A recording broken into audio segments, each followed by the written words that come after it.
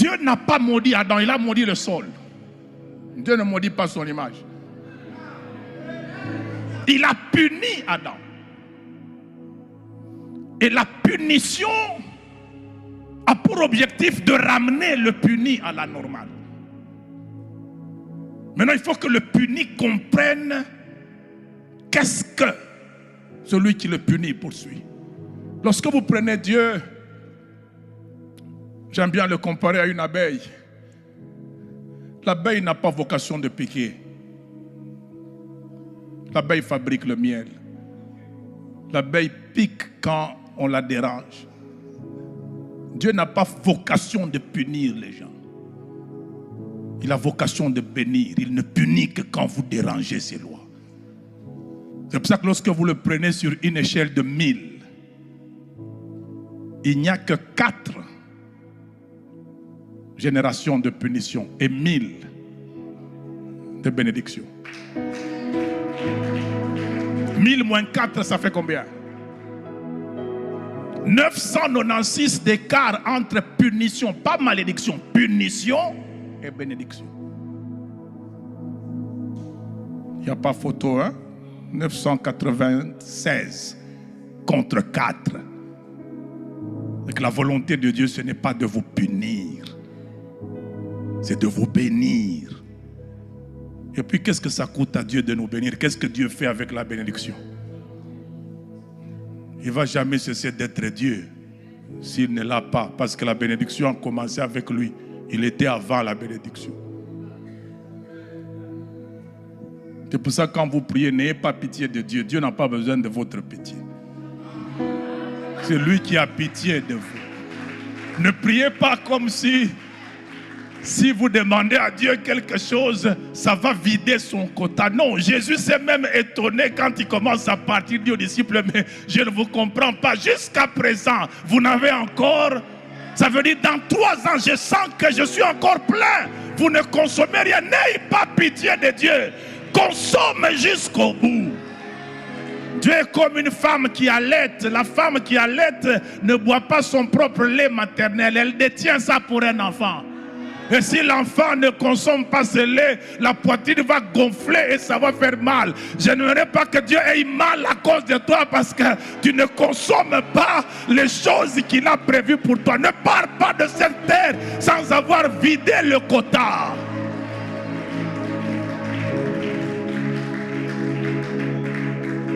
Et je rentre à ce principe-là.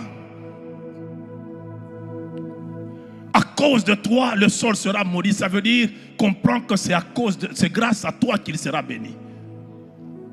Et là, Dieu est en train de décliner les responsabilités en ce qui concerne la bénédiction de sol. Et puis Dieu n'est pas l'agent causal de la malédiction. Dieu est l'agent qui rapporte la malédiction.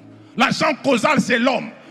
Et l'agent rapporteur, c'est Dieu. Il dit, à cause de toi, le sol sera maudit. Ça veut dire, moi, je ne suis pas la cause, c'est toi qui es la cause.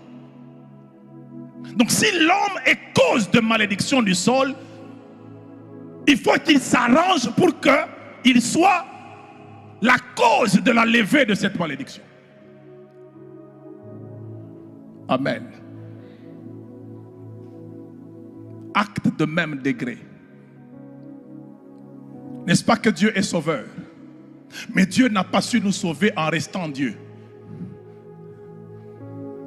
S'il reste Dieu et il vient en tant que Dieu, il va tuer tout le monde. Il a dit à Moïse, personne ne m'a vu et n'est resté en vie. Ça veut dire, pour qu'il sauve, il doit se comprimer et devenir Emmanuel, Dieu parmi nous en Christ, et entrer dans le monde au travers le sein de Marie, devenir un bébé et grandir pour que ce soit le second Adam. Comme il y a un Adam qui a renversé le système, il y a un second Adam qui est venu rebâtir le système, Jésus. C'est pour ça qu'on dit, il n'y a aucun médiateur entre Dieu et les hommes, si ce n'est Jésus-Christ homme, pas Jésus-Christ Dieu. Jésus-Christ, il a tout fait pour nous sauver, pas en tant que Dieu, il a fait en tant qu'homme. Les disciples se sont étonnés de le voir parler à la tempête. Ils pensaient qu'il faisait ça parce qu'il est Dieu. Non, Jésus a posé la question, où est votre foi?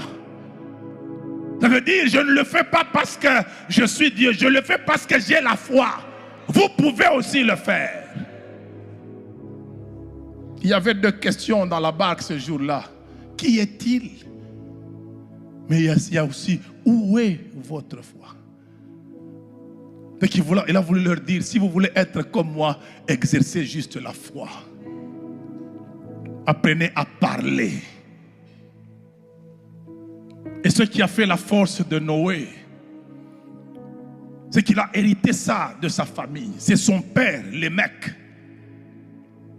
qui, après avoir constaté que Adam est mort, sans avoir résolu les problèmes pour lesquels, dans lesquels il a introduit l'humanité. D'ailleurs, c'était avant même qu'il ne meure. Cette situation a traîné, c'était fatigant de travailler sur un sol maudit. Le père de Noé, lorsqu'il a eu Noé, il n'a pas attendu que quelqu'un lui dise « parle sur lui ». Qu'est-ce qu'il a fait? La Bible dit, il déclara, celui-ci nous délivrera du travail dur de cette terre que l'Éternel a maudite. Amen. Il pointe l'homme et il cite Dieu qui a rapporté la malédiction.